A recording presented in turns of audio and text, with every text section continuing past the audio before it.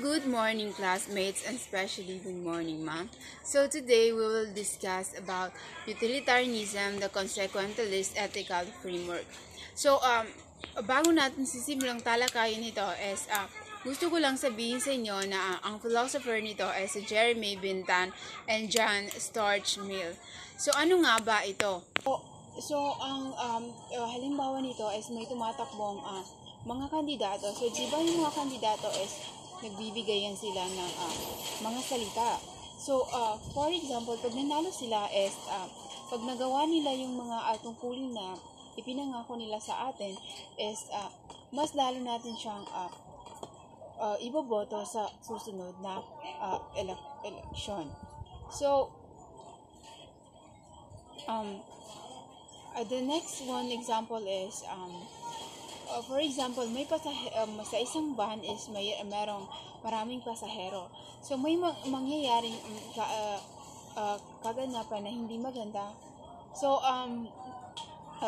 pwede yung isang tao doon is siya yung magpapakamatay para mailigtas yung maraming tao.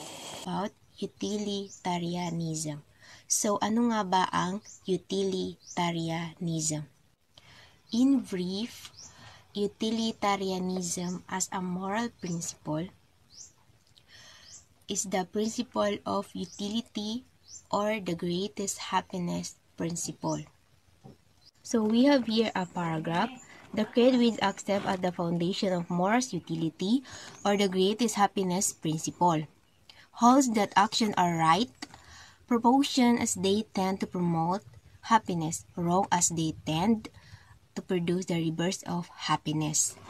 The pain and the absence of pain by unhappiness, pain, and the privation of pleasure. So by that paragraph will help us to understand what is utilitarianism. For example, bumibili ka ng ice cream para sa sarili mo. Tapos, ang flavor dun is chocolate at saka vanilla. So, ang favorite mo is yung chocolate. So, dapat yun yung piliin mo, yung chocolate, hindi yung vanilla. Kasi kapag pinili mo yung vanilla, yun yung mabibigay sa'yo ng lungkot kasi hindi mo naman gusto yung vanilla kasi ang gusto mo is yung chocolate. So, ang ibig sabihin pa ng utilitarianism is, halimbawa, ang saya-saya mo pa. Tapos, maya-maya, malulungkot ka na naman. So, that is called reverse happiness. So, base sa aking topic is, ang na-realize ko is kung ano yung gusto natin is yun yung piliin natin. Utilitarianism. Isang utilitarian na theory ng ethics na nagsasaad na ang kilos ng isang tao ay nagbubunga ng pinakamahusay na posibleng mga resulta ng mga partikular na sitwasyon. Isaalang-alang ang kahinatnan ng ilang partikular na pagkilos tulad ng pagtupad o pagsira sa mga pangako ng isang tao. Ang pangunahing prinsipyo ng act utilitarianism ay number 1, greatest happiness. Kasiyahan o positibong gamit tulad ng pagpapabuti ng kagalingan ay dapat na mapakinabangan. Number 2 is impartiality. Dapat mong suriin ang bawat aksyon ng walang pagkiling o kinikilingan. Number 3 is consequentialism.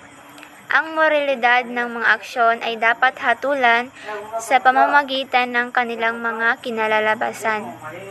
Isang halimbawa ng act utilitarianism ay kapag ang mga pharmaceutical companies ay naglabas ng mga gamot na inaprobahan ng pamahalaan, ngunit alam nila na may maliliit na side effect yung gamot.